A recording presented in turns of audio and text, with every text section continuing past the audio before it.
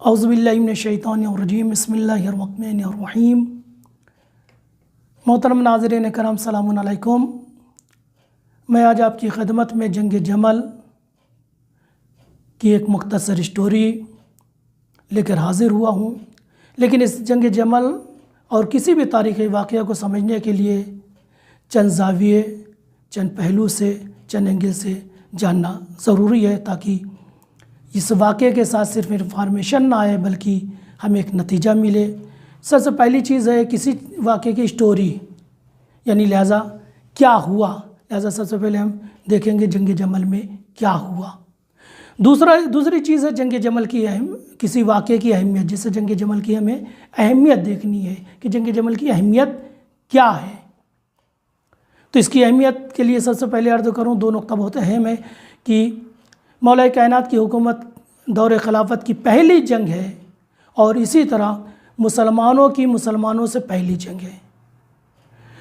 तीसरा पॉइंट भी बयान कहा जा सकता है कि ये पहला मौका है जब मुसलमानों की एक जमात ने खलीफा मुस्लिमीन की अलनी बैत तोड़कर कुरान की खिलाफ वर्जी हुई है और बैत शिकनी की बेइज्जत कायम की गई।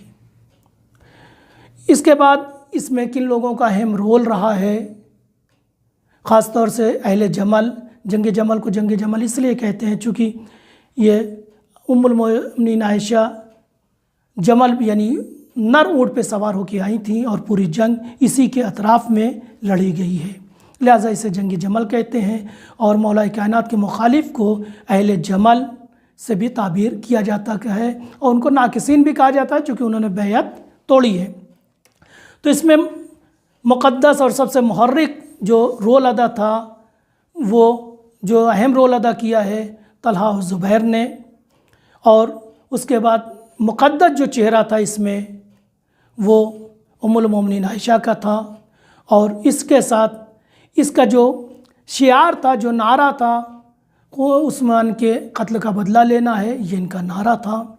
और इसमें जो फंडिंग कर रहे थे यानी इब्न उमैया, जिन्होंने 600 ऊँट और 6000 दिरहम डोनेट किए थे।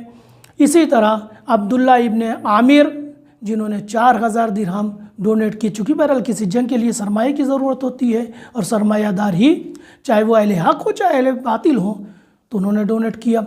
और इस जंग का पूरी जंग का जो प्रोग्रामिंग हुई है, जो मास्टरमाइंड है, जो मास्टर प्लान जिसने बनाया है, वो ज़ुबैर के बेटे अब्दुल्ला इब्न ज़ुबैर है, जिनके इसको अगर आप देखना चाहें तो इस जंग से पहले कूफे में जो इनकी कारकर्दगी थी, मक्के में थी, या मक्के से और जंग बसरा तक पहुंचने तक जो इनकी एक्टिविटी थी, या जंग में या जंग के दौरान या जंग के इख्तिताम पे जो इसकी एक्टिविटी थी, उन सब चीज़ों से मालूम होता है कि इस जंग का मास्टरमाइंड और इसकी तैयारी करने वाले अब्दुल्ला इब्न ज़ुबैर थे।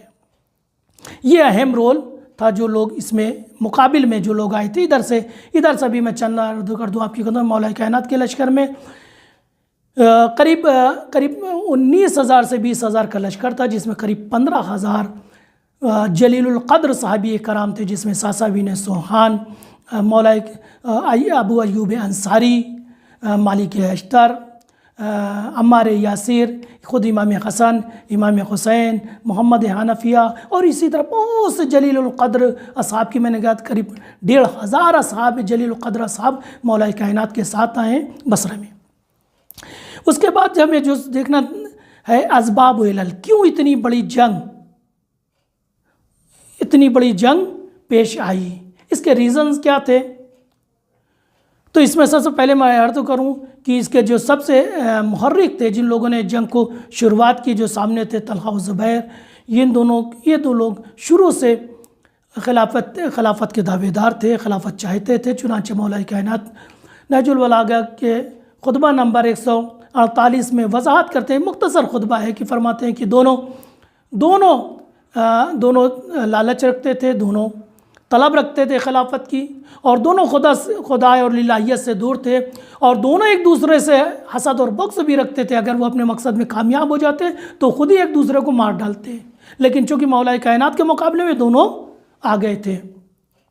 तो एक रीज़न ये था। دوسرا ریزن یہ تھا کہ یہ بغض و حسد بھی رکھتے تھے، چونکہ مولا کائنات کو جو مقام، جو درجہ اسلام میں، قرآن میں، مولا نبی کریم کی حیات طیبہ میں حاصل تھا، اس سے حسد و بغض رکھتے تھے۔ اور تیسرا ریزن اس جنگ کا تھا کہ ان لوگوں کو جب مولا کائنات کی حکومت آئی، خلافت، ان کو امید تھی کہ ہمارا ایک امتیاز ہوگا، مال میں، بیت المال میں ہمارا ایک امتیاز ہوگا، لیکن مولا کائنات جیسی خلافت لیتے ہیں تمام مسلمانوں کا سہمیہ اور حصہ برابر کر دیتے ہیں، نہ کوئی خلیفہ ہے، نہ کوئی ولی ہے، نہ کوئی والی ہے، نہ کوئی کارمند ہے، ایک عام مسلمان اور خلیفہ میں کوئی فرق ہے۔ چنانچہ زبیر اعتراض بھی کرتے ہیں اور 3 فضیلت بیان کرتے ہیں کہ میں سب سے پہلے ایمان لانے والوں میں سے ہوں، میں نے خدمات اسلام میں انجام دی ہیں، میری رسول خدا سے قربت ہے، نسبت ہے۔ تو مولا کائنات اس کا جواب دیتے ہیں کہ ان تینوں چیز میں مجھ سے بہتر نہیں ہو، لیکن اس کے باوجود بھی جو حصہ تمہارا ہے وہی حصہ میرا ہے، جو ایک عام انسان کا وہی میرا ہے۔ اور اس کے ساتھ ساتھ دوسری یہ توقع ان کو تھی کہ جب ہم خلافت کریں گے، خلافت مولا کائنات کی آ جائے گی۔ چنانچہ بیعت کرنے والوں میں آگے طلحہ زبیر تھے۔ جب تو اس میں ہمیں حصہ ملے گا، یعنی مشاورین میں ایڈوائزر بنائیں گے یا کہیں کی گورنری ملے گی، لیکن مولا کائنات نے نہیں دی، چونکہ بہرحال مولا کائنات ہیں، نیتوں کو، شخصیتوں کو خوب جانتے ہیں۔ یہاں سے بھی محرومی ملی، اور اس کا پانچواں اور بہت امپورٹنٹ سبب یہ ہے، خود زبیر کے بیٹے عبداللہ ابن زبیر، ان کا بہت اہم رول ہے اس جنگ سے پہلے، جنگ کی آمادگی میں، سفر میں، پوری جنگ میں آپ ایک اہم رول ہے، چونکہ یہ انسان شروع سے مولا کائنات سے کا بغض رکھتا تھا، ان سے حسد رکھتا تھا، ان کا مخالف تھا، خلافت کے دوران بھی مخالفت کر رہا تھا، لہٰذا اس تمام جنگ کا ماسٹر مائنڈ بھی ہے، یہی شخص ہے، اور اصل سبب یہی ہے۔ کتنے مقامات پہ دیکھ لیں، جب یہ حواب کے مقام پہ جب ام المومنین عائشہ کے سامنے کتے بھونکنے لگتے ہیں، ان کے اونٹ کے اطراف میں یہ واپس جانے کا قصد کرتے ہیں کہ نہیں، نبی کی حدیث مجھے یاد آ گئی، تو یہ 50 لوگوں کو لاتا ہے، 50 لوگ جھوٹی قسم کھاتے ہیں کہ حواب نہیں ہے، یہ کوئی اور مقام ہے، مطمئن کرتی ہیں یہاں پر بھی رحم رول ہے۔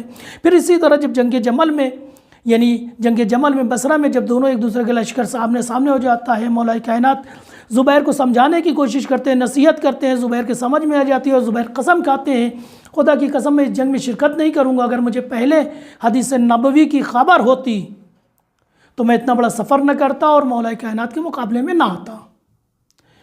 اس کے بعد فوراً ان کا بیٹا یعنی عبداللہ پھر آمادہ کرتا ہے کہ آپ نے اتنے دور کا سفر کیا، اتنا بڑا لشکر تیار کیا، جب سامنے آ گئے علی کے لشکر سے ڈر گئے ہو، لہذا بقول طبری کی گزارش کے مطابق، طبری کی رپورٹ کے مطابق پھر یہ زبیر قسم کا کفارہ دیتے اور دوبارہ جنگ میں شامل ہو جاتے ہیں۔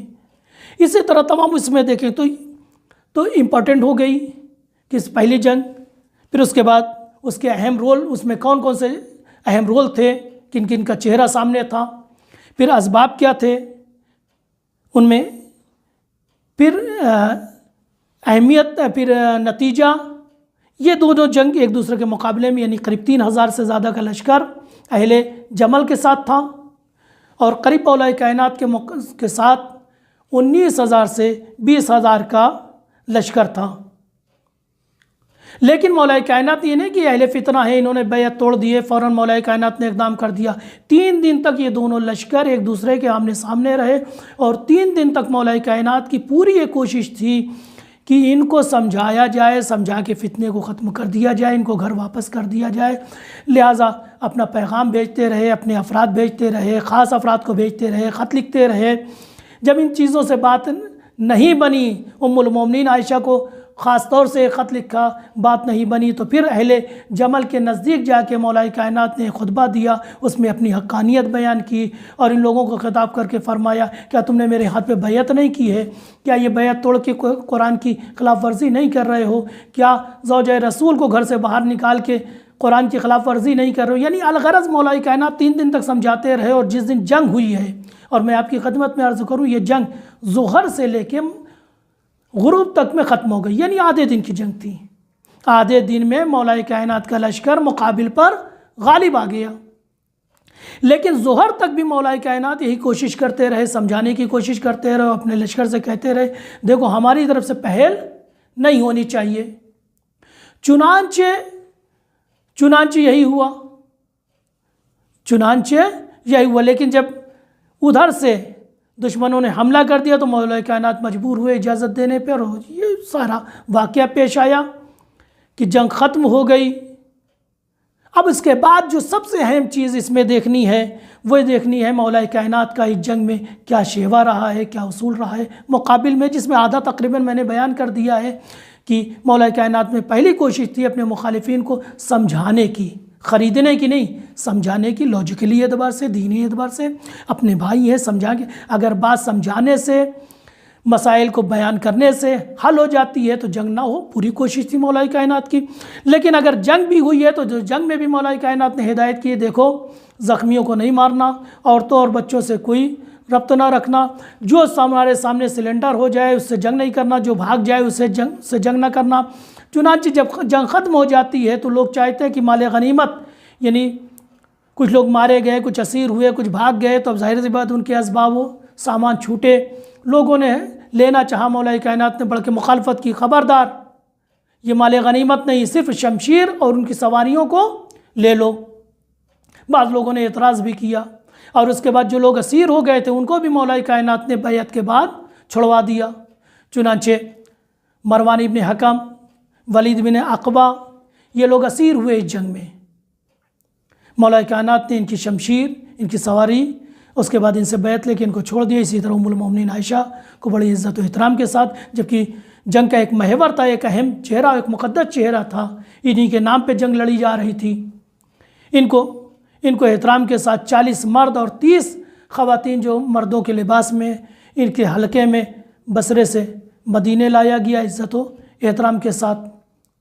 تو یہ تھا مولا کائنات کا شیوا، جنگ سے پہلے، جنگ کے درمیان، جنگ کے بعد، اور یہی چیز ہمارے لیے ایک بہترین سیرت بنتی ہے۔ ہمیں بھی اپنے دشمن کے ساتھ، اپنے مخالفین کے ساتھ اسی رویے پہ عمل کرنا چاہیے جو مولا کائنات کا رویہ تھا، جو مولا کائنات کی سیرت تھی، اور اسی میں کامیابی ہے۔ ہاں جب بات نہ بنے تو کس طرح سے ہونا چاہیے، جنگ سے پہلے کیسے ہونا چاہیے، درمیان میں کیسے ہونے چاہیے، ان اصول کو، اور ایک سچے پیروکار کی ذمہ داری بنتی ہے کہ ان اصولوں پہ چلے تاکہ ہماری زندگی، ہمارا مکتب اپنی پہچان کے ساتھ زندہ رہے۔ وآخر دعوانا الحمدللہ۔